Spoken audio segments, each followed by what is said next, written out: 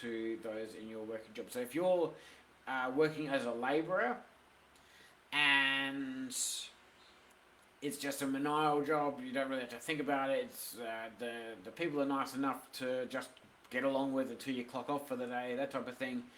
But your real passion is to get into real estate, or you want to do prototyping, or you want to do some sort of creative business. Those people in the labouring job most likely will not care about extra ambitions. They won't care about creative types of things that you'd like to do, and you need to know that that's most likely going to be the case, because they are just there to clock on, clock off, get the work done, and go home. Right? Then they will be basically brainwashed by the TV and ready for the next day to go and do it all again. So that's one of your first separators, is that if you understand that you're going to be breaking away from the 9 to 5, then the first thing to go should be the TV. It's going to consume way too much of your time, and you're going to need that time to do the extra study that you need to do. You're going to need that time to understand how to do timesheets, how to do quarterly reports, how to do invoicing, how to do bookkeeping, how to do pretty much every aspect of your business until you're at a profitable level.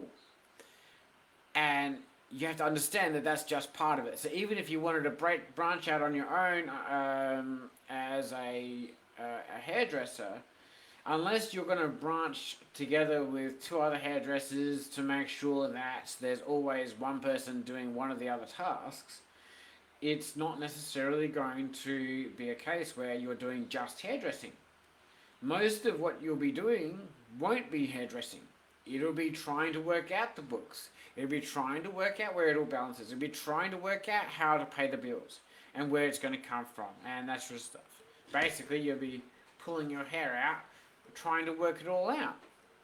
Okay? And in the case of being a real estate agent or wanting to do other things, I'm going to go through the list of things we've done, because each one does have different expectations. But you have to understand that when you're branching away from the 9 to 5, have a look at all the different roles that are in your 9 to 5 that you're not doing.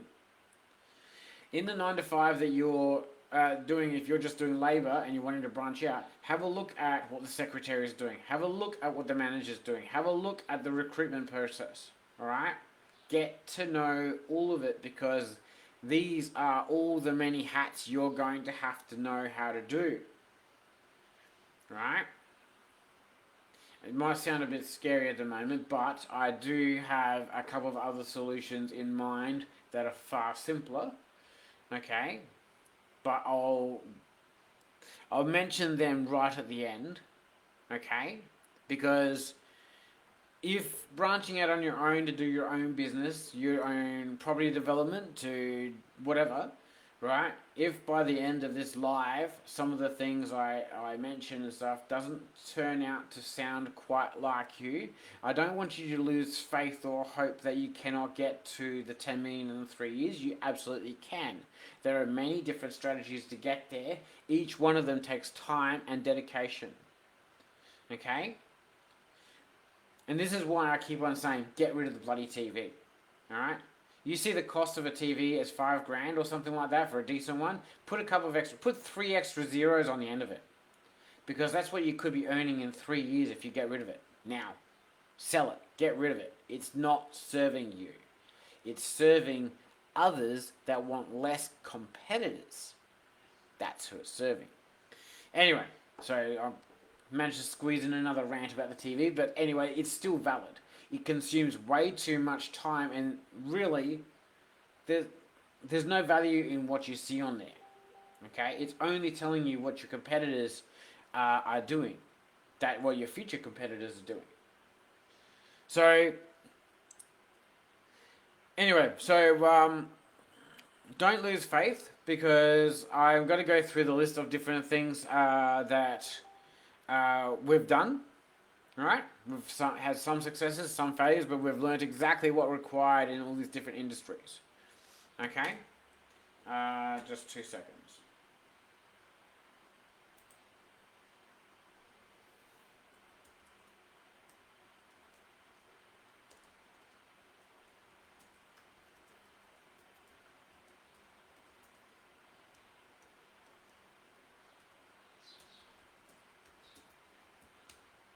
Right. So each one of the things you may leave a 9 to 5 to. Either way, you're going to be requiring to wear many hats. You'll be required to do many duties.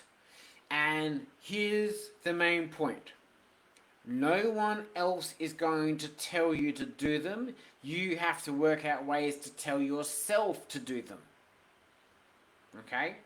So keep that in the back of your mind. Alright?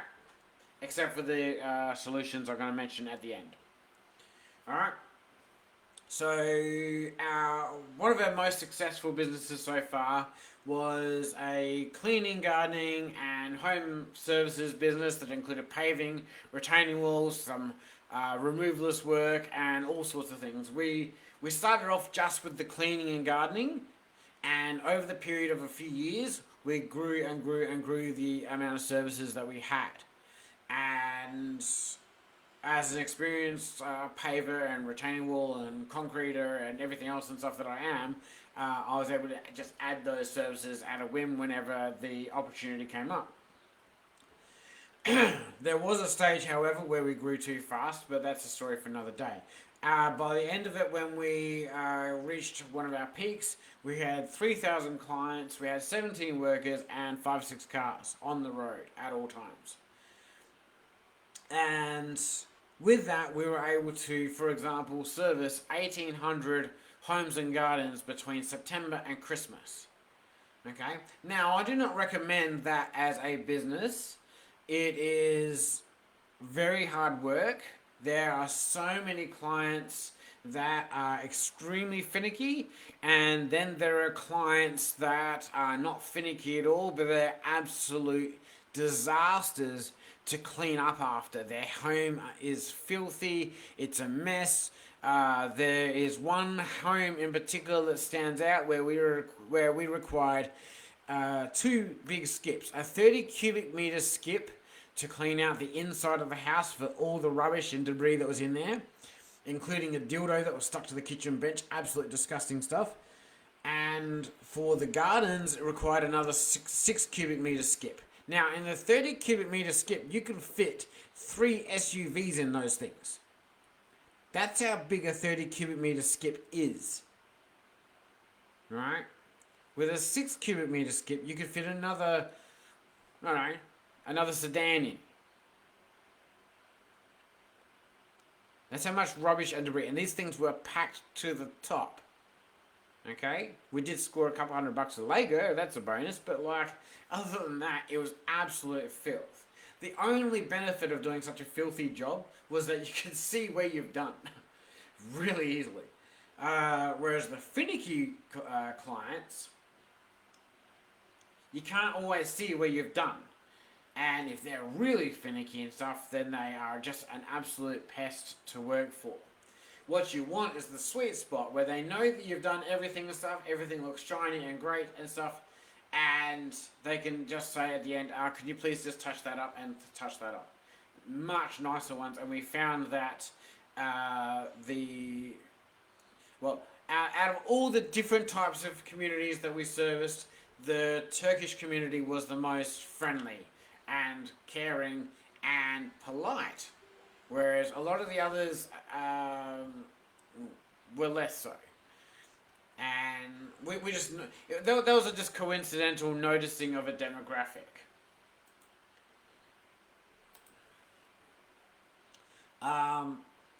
So cleaning, gardening and stuff, it was a lot of work, and again, it requires understanding that if you're going to be doing that, if you don't have that sweet spot of customers, then you're going to be taking extra time for the finicky ones, and the absolute disgusting ones are going to take longer than you expect, because every time you turn around you find something else that needs to be cleaned that you cannot just leave like that. Okay? Even where you know for a fact that the next week when you go there again, it's going to look exactly the same, because that's the way that they live. You have to understand that that's part of the job. You have to understand that that's what you're choosing to do. Right? You're choosing it to develop grit in many cases. But what I will say is the easiest business to set up if you're more, you have to be on your hands all the day, or all the time during the day. If you're wanting to be on your feet and like constantly moving, there's no time to dawdle or fuck around. There's always something that needs to get done. It's one of those jobs and stuff that does fit that. And again, you can be quite diverse. You can expand to cleaning gutters, and you can add extra charges. And when they, when you make yourself part of their home, and part of the reason why that their home feels so welcoming all the time, they are more inclined to give you those extra little jobs. The downside of that is a lot of the time you have to make extra time to allow, just in case they give you some of those extra jobs, because it'll be just as you're about to pack up and sort yourself out to go to the next job that they'll say, actually, I have this other thing, can you do? Can you fit this in today or not? And if you don't sometimes do it right then and there, they will find someone else to do it. Right? So you're better off just coming prepared for most things, even if you're there for one main part. Then, of course, there's the staffing issue, trying to keep track of bookkeeping and pays and all those sorts of things, as well as doing the cleaning. And you'll always have to worry about whether you have to make sure your equipment is kept up to date.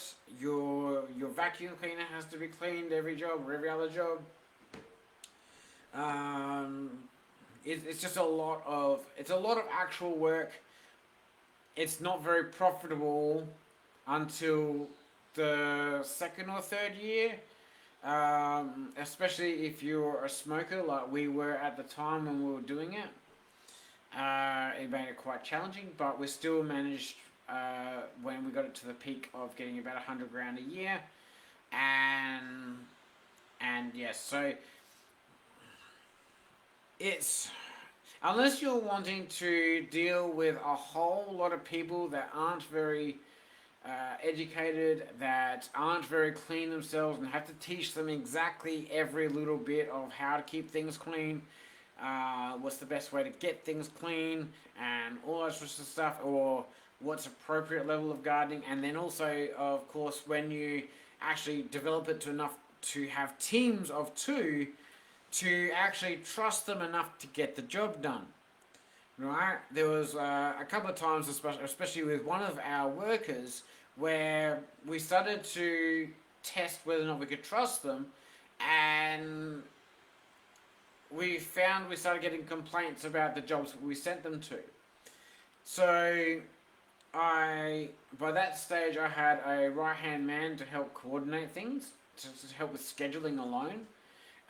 So, okay, give me a copy of his schedule, right, and I'll work out when I'm close by with one of my own jobs to go check on his. And it turned out that this particular worker wasn't actually doing the work. He was turning up to the site, not even looking for the key, not contacting the owner or anyone else to find out how to get into the place and start cleaning. He was sitting in his car at the front, waiting until the time ticked over before he had to go to the next job.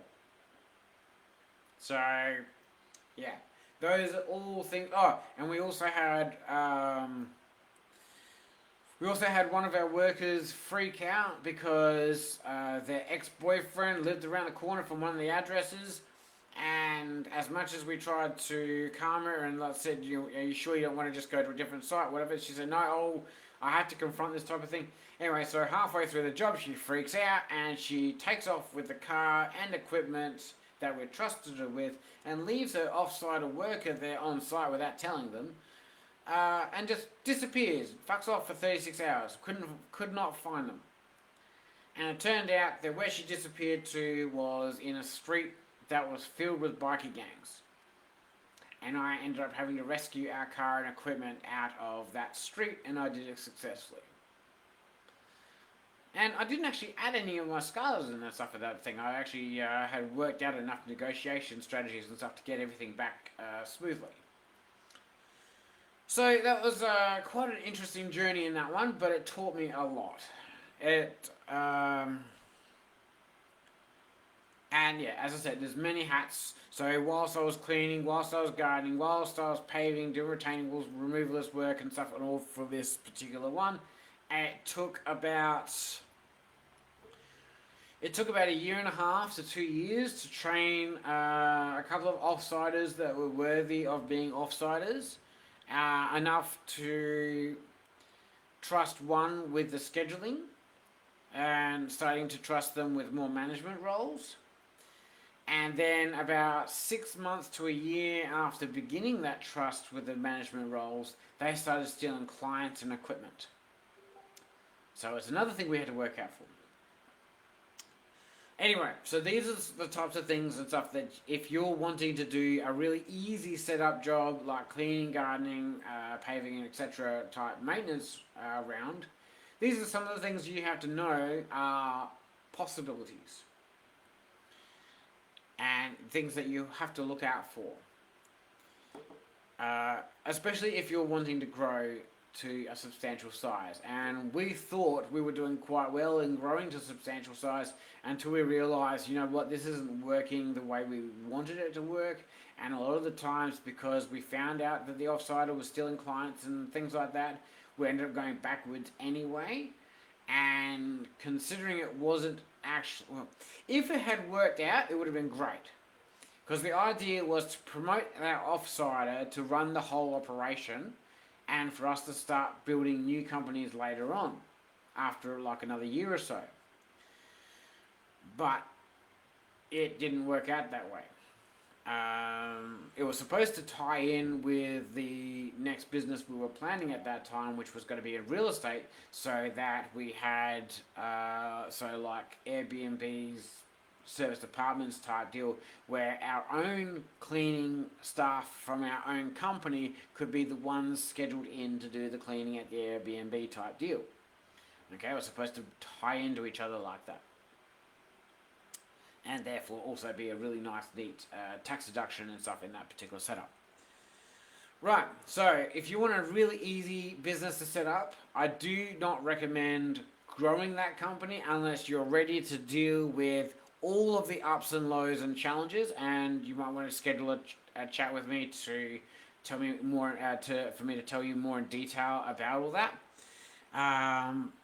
But in the meantime, you're still wearing about 15 different hats, as well as doing the cleaning and gardening a lot of the time.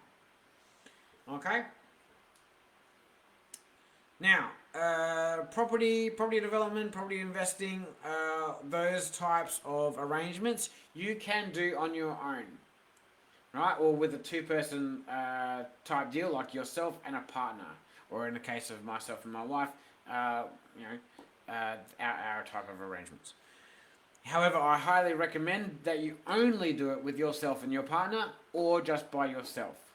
Okay, that's one of the things that taught myself and my wife the year before, that I did all this negotiating and everything, and secured a development property that was a 1:11:12 splitter block, and it was right next to a private school, ideal location, everything was going great. I negotiated that with a 1% deposit, fully financed the rest on contingency that we refinance a year or so later and get the civil works and everything done, and we were supposed to come out on top by $11 million or something later on.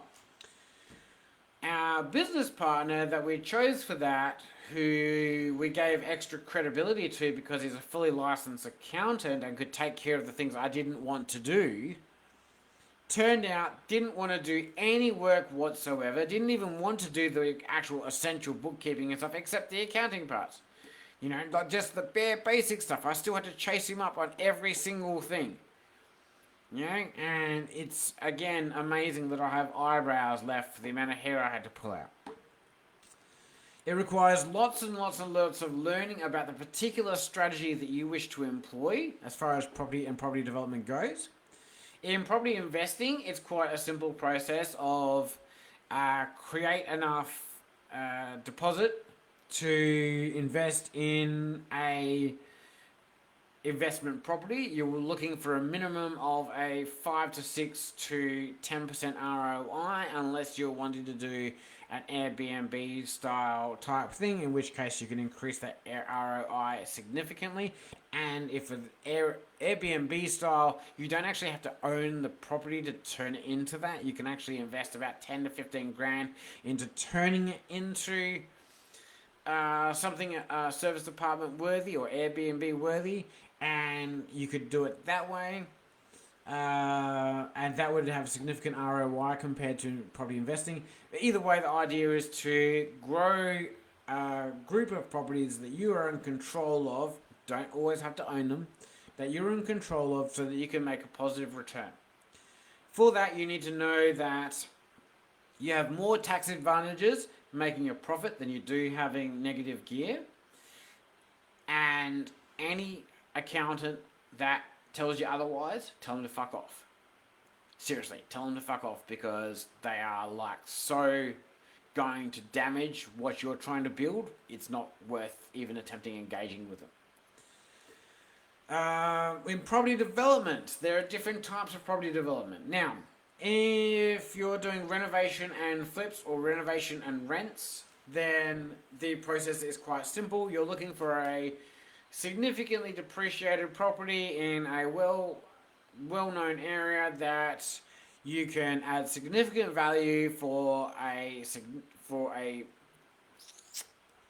reasonable price to maximize your return as soon as possible. Now, if you're doing a renovation and flip, you don't have to own the property. You can negotiate with the owners to renovate the guts out of it, add value here and there, but at an agreed price. You'll need to know how to work a heads of agreement. You'll need to know how to work a contract. There's 4 different types of contracts where you can do it with relatively no money down, where you're just investing the renovations. One of them is property options. Others are contracts where late settlement, early access, where you don't actually buy the property, you just make an arrangement and they move out, you renovate the guts out of it, and then when you and the owners settle the property, you make an arrangement so that over a particular amount you get that cut. There are several different ways to do that. Each one of them requires different things I'm going to get into in a second. Then there's also property splitter blocks, which is where there's a significant block of land where one house is in significant nick so far, and they've got space out the back or space at the front where you can turn it into another house there, and you turn it into a split title where you can put another house or duplex, whatever the deal is and where your location is, and you sell off the one that you don't want. Now, you can do this with the owner, or you can buy it like that, and all sorts of arrangements to do that. Then we start to get into the higher levels of property development strategies, where you go from a splitter block to a 5 out of 1 block, right? Which is the maximum that you can do under a residential loan agreement. So if you're going to be borrowing from a bank or a private lender, it would be called a residential loan. Anything larger than a 5 splitter block is called a commercial loan, because you're creating a lot more commercial equity, you're creating a lot more product. So it doesn't matter if you are doing a 6 splitter or 1,500 blocks out of one really big block, you're creating a whole new suburb. They are classed as commercial lending agreements. To do these strategies, from the splitter blocks to the large scale property development, you need to build your network in property, learn all the different ins and outs of what your co-creators are doing,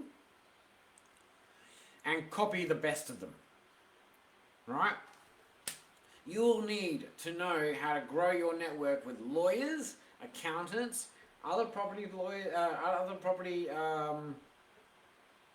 experts, excuse me, you'll need to make a really good relationship with a valuation expert, because when it comes down to it, when you're wanting to do one deal after the other, you'd really like to find one really good one that is not afraid of travel. Or if you're targeting a particular area, you want to stick to a really good one that knows that area. Alright? One of the two. In between doesn't work. So you need lawyers, accountants, you need other property specialists, you need to know and network with real estate agents, and a lot of the times you'll need to network with private lenders. And insurance people as well. You're going to need contacts with insurance, and you're going to need a bloody good accountant and stuff out of them. For Adelaide, when we were living over there, we went through 50 different accountants to find one decent one to do what we said we wanted them to do. And even that one just wasn't a very good performer. Then we found another one who thought, oh yeah, they would really like to add accounting to our services at the time, and they did fuck all. So finding quality accountants is a trick. When it comes to legals, finding decent lawyers, you want property and commercial lawyers. Do not engage with the lawyers that say that they do family law. They are absolutely useless. They will just charge you for nothing. They will not help you, and they will talk you out of everything you want to do. Okay? Their bread and butter doesn't come from helping people make money. Their bread and butter comes from taking families apart. And unfortunately, we had to learn that one the hard way. Right. Again, in property and property development and investing, you will be wearing many hats, especially for the first year. You are mostly coordinating most of those hats, though. You won't have to do all of the tasks. A lot of once you've found a decent accountant, once you've found decent legal representation, and you need 3 decent lawyers that you know in different areas of property and commercial. I'll get to that in another thing, but you'll need at least 3. Actually, no, I'll get into it right now very quickly. You'll need one for yourself, and if you're in a partnership with a wife or spouse or what have you, or a husband or whatever the deal is, you'll need one for them that you can both coordinate that they have to work well together. Alright? But also they understand the fact that each is represented each. And then you'll need a third one to recommend to the owners that you deal with, so that they don't have to stuff around as much. Okay? And you do that for no financial benefit for yourself. You do it purely because they know their shit, and they're going to help you put the deal together. That's where you get the financial benefit. Is that without the deal, there is no financial benefit.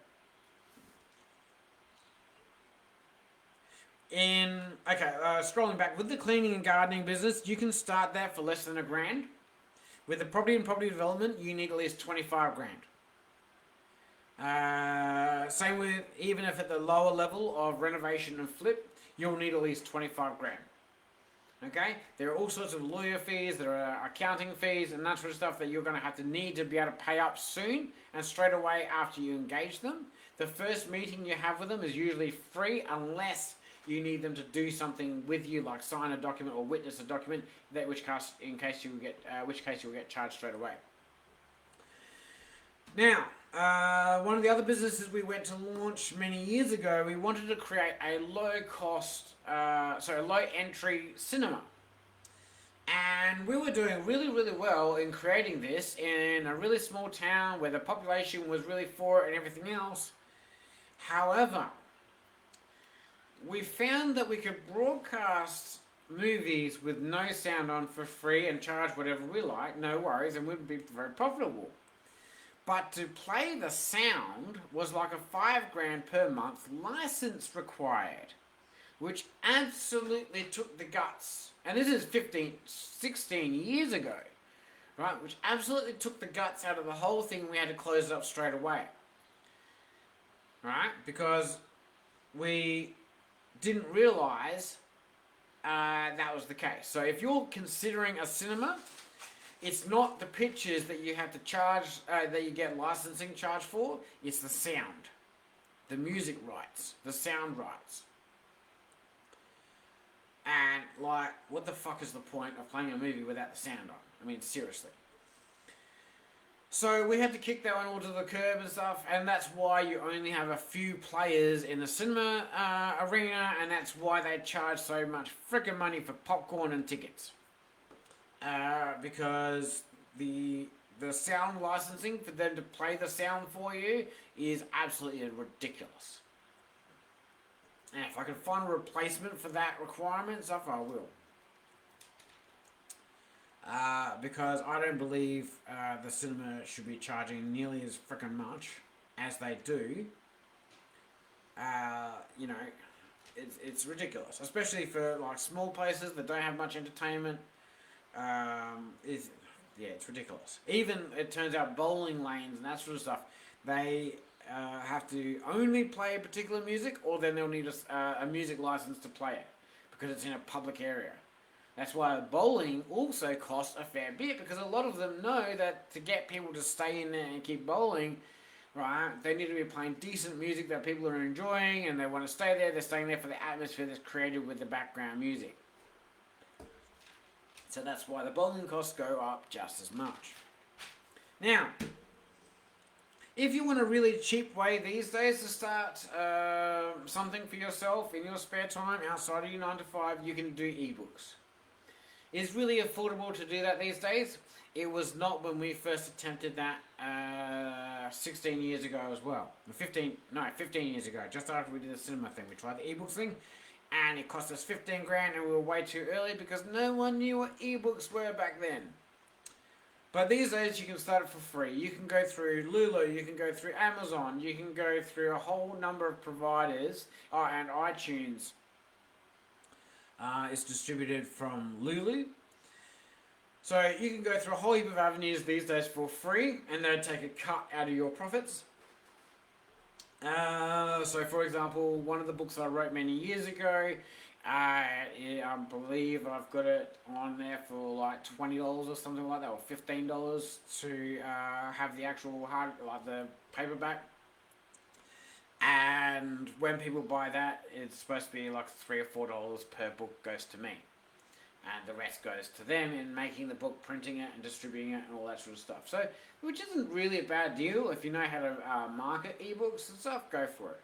It's a really easy, free way to do in your spare time income creation. I do not recommend Amway or Amway-like multi-level marketing type crap. They are their whole system is always the same thing. Try to invite those people that you know in your network over for a coffee without telling them what it's about. Or these days, invite them to a Zoom without telling them what it's about. Tell them only it will make you money and join the Zoom today and and then they talk you into buying their shit. And then they tell you to repeat that process, where you tell your friends, don't tell them what they're wanting, what they're needing, that sort of stuff. It's very dishonest. And each time we tried it, when we thought we were being approached in a more honourable way, it has turned out to be just as dishonest each time. And so the last time I did it, no, not the last time I did it, the second time I did it before I met Kelly, I got a couple of thousand people underneath me, or a couple hundred people beneath me, I can't even remember now. I got it to a couple of grand a month, and then the dickheads at the bottom talked everyone else at the top out of my list, and it all fell apart again anyway. If you're going to create something substantial, long-term, that's supposed to be cash flow, do it with integrity, do it with honesty, and it will last much longer. You know? One of the other ones we did was a creative studio and shop front. So that required finding a shop in an area we thought that was starved for entertainment and resources, but what we didn't realise is that the area was also starved for creative types. It means that, by the sounds of it, we were the only creative people in the area, so that was our mistake. Minus about half a dozen others that bought from us, and we couldn't maintain the thing of keeping it open, unfortunately. But luckily, we tested that. We tested it before this COVID crap, because we would have been shut down from that anyway, and we would have just been paying for an empty shop, because we would have had to shut it down thanks to the Victorian restrictions. So, and the reason why I say luckily we shut it down before all this crap is because it's actually a lot healthier to take absolutely 100% responsibility and accountability for when something goes wrong, than if we were to do the unhealthy thing of, oh, we shut it down because of this, because of this, because of this. No, we shut it down because we didn't do every single part of our due diligence. We missed the part of surveying to find out if there was enough creative types in the area to sustain it, or at least enough creative types in the area that had resources to invest in buying our products, buying the time, spending in coffee and that sort of stuff to actually keep it going. So luckily it collapsed before we had any extra excuses to do it. And as it is our last product development thing, we actually created that whole thing during all the lockdowns and stuff, and did our running around in between lockdowns. So yeah, we did a lot there. The studio shop front also required daily cleaning, stock checking every day.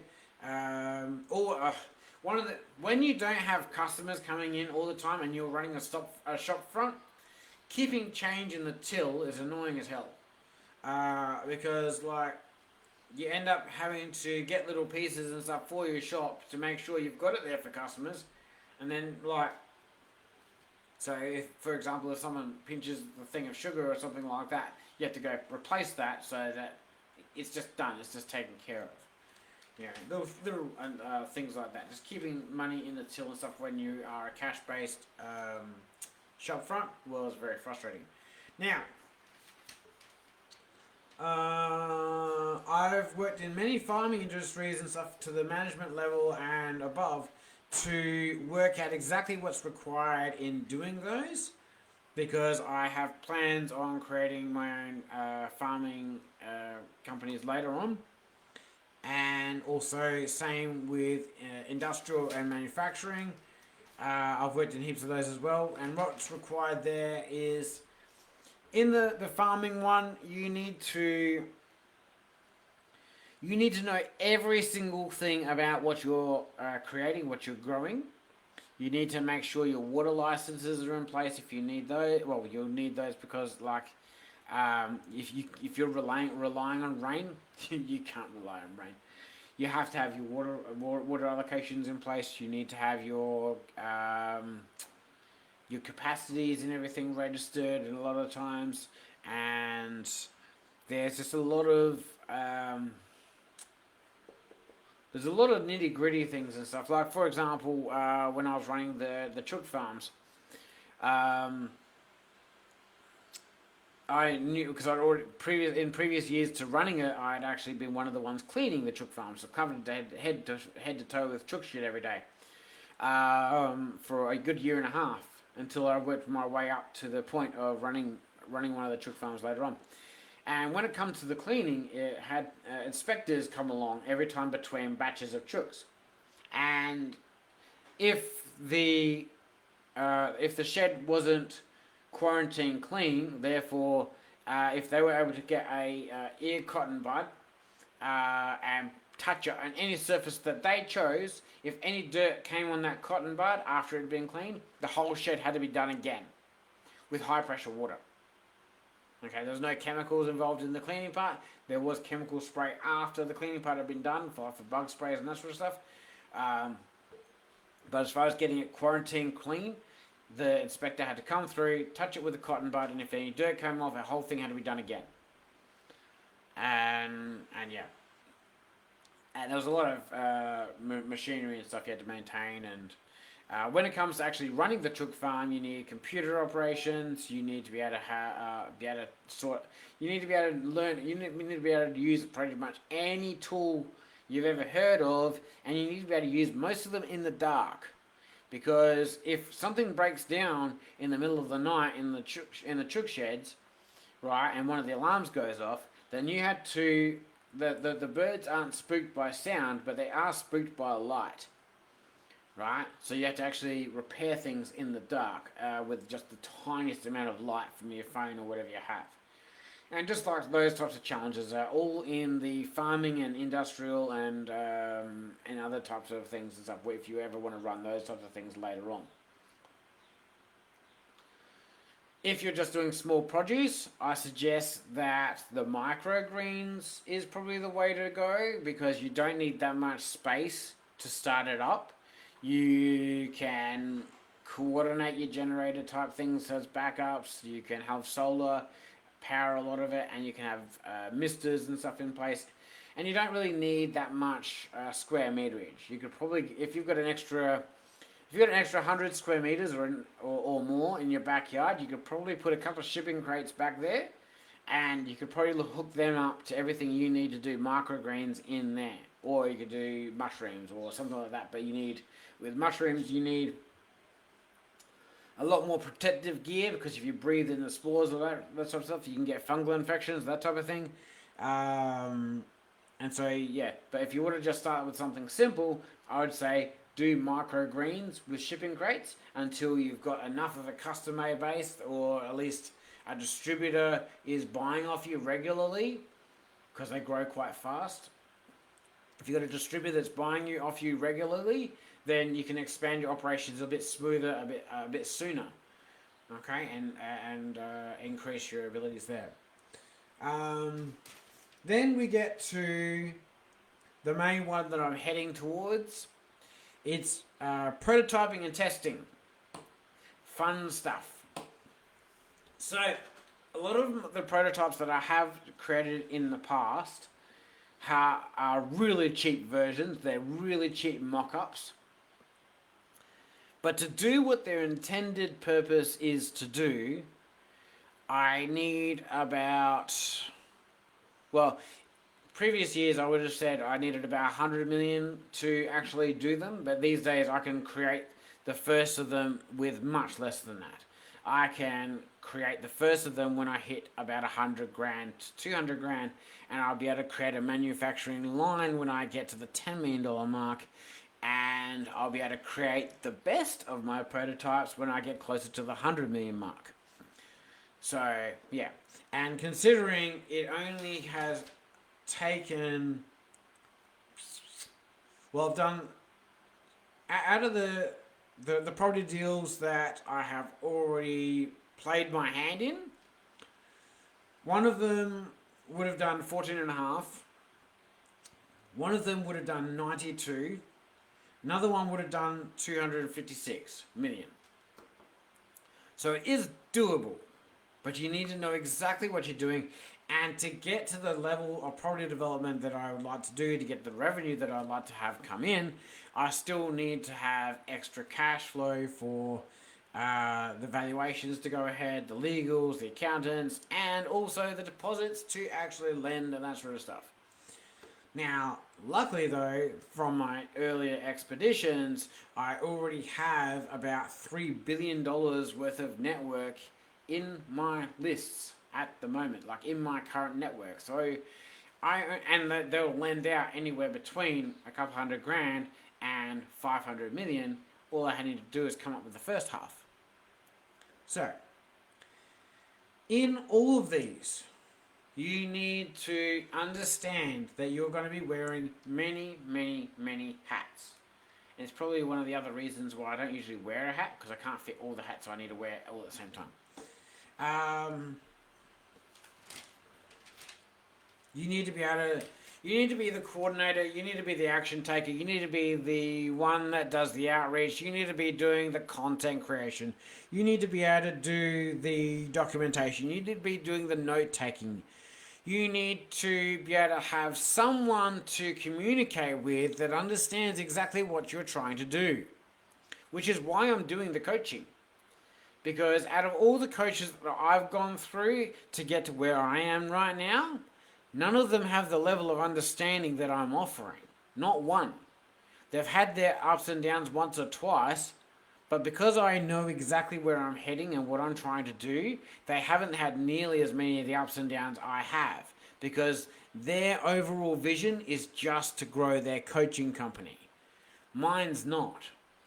Mine, right, the part that's reinvigorated my passion into doing this coaching, my overall vision is the fact that because I've struggled to find motivated action takers that really, really want to make a change in this world, that actually don't need that much to do to create motivation within, to get shit done.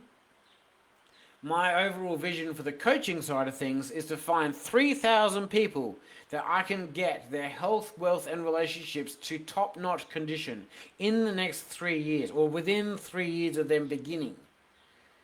So that they have a year or so to enjoy the time and the freedom of choice that they've created. So much so that after a year or so, they get bored of having so much time and freedom and resources around them that they can just choose to do whatever the fuck they like, that they'll go, hey Sean, what are you up to that needs help? What can I help you do?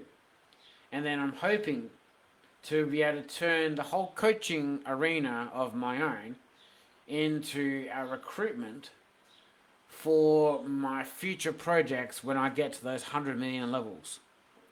Now, I don't care if someone engages with me and stuff for 1 month at a time, 2 months at a time, 5 months at a time. The idea is to create a roadmap from where you are now that gets your health, wealth, and relationships to the $10 million stage in all the arenas. So your health is 10 out of 10. Your relationships, fantastic. You're having a great social life. You're not having a social circle that's cutting you down or discouraging you from shit. They're empowering you, they're supporting you, that type of thing. And to have a social circle and a relationship that you actually want to spend time with and create holidays and adventures with. All these things, in my mind, is what creates the $10 million experience.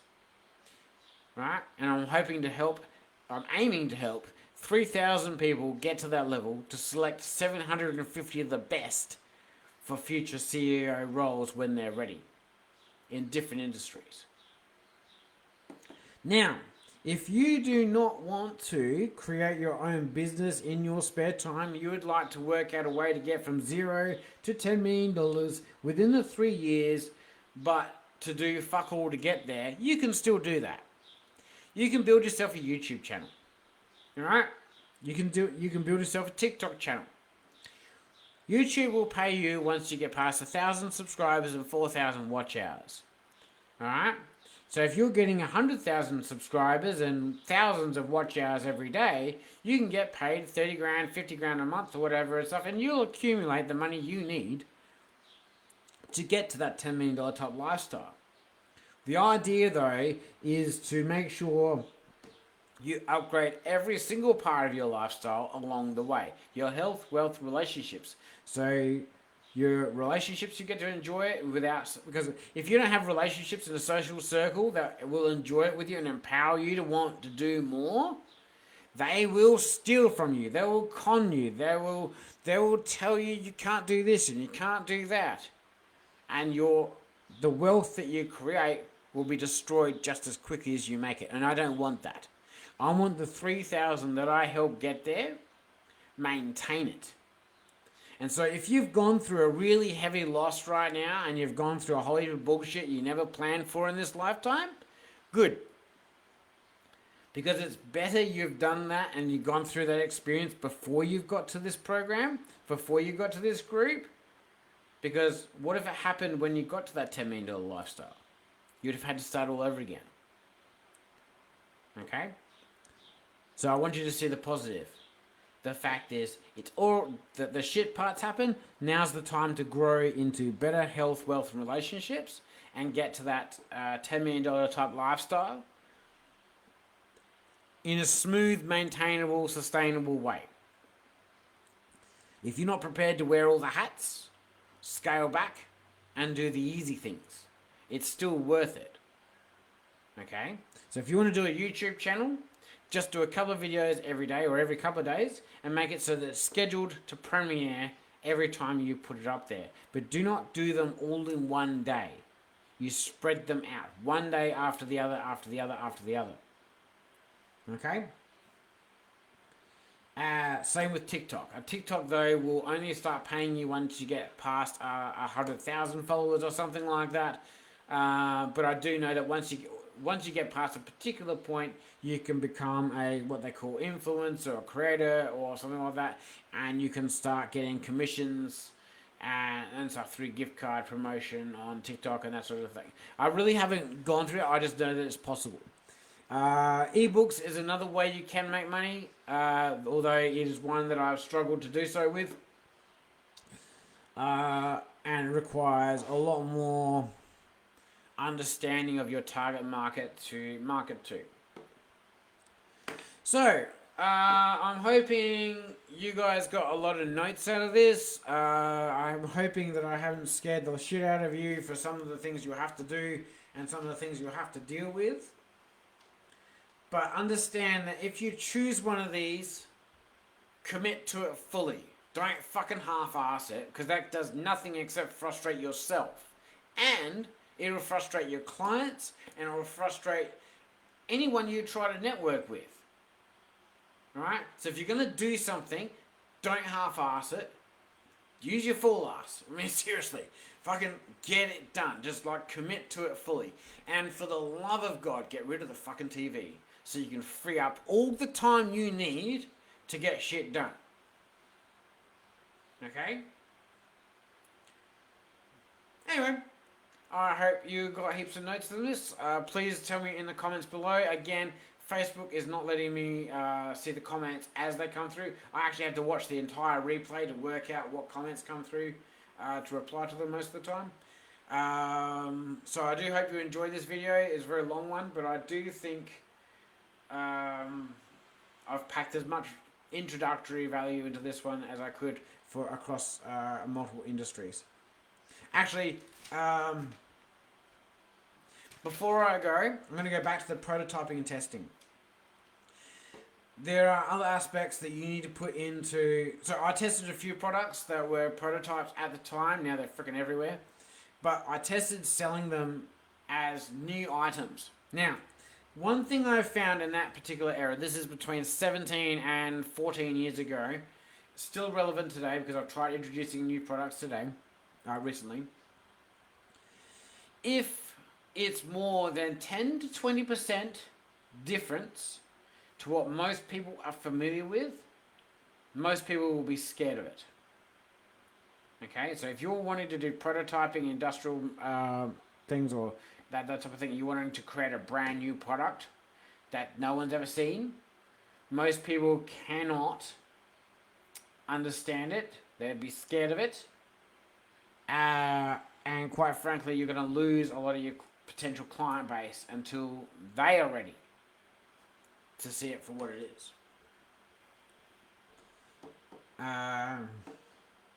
So just be wary of that.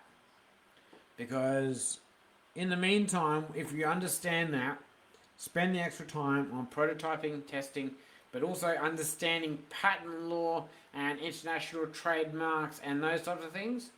If you understand, you got to learn those. You got to create part of your network that is actually supporting brand new products, that's actually supporting new concepts and creating new IPO businesses. And you need to have an understanding of how the stock market and everything else actually does operate. Because if you do really well, you need to be prepared for potential growth to that level. Right, anyway, so I hope you got a lot out of this. Please let me know in the notes below. If some of these intrigued you more than others, please put it in the comments below, and I will make sure that those will be my priority follow-up ones. And I will see you soon. Bye-bye.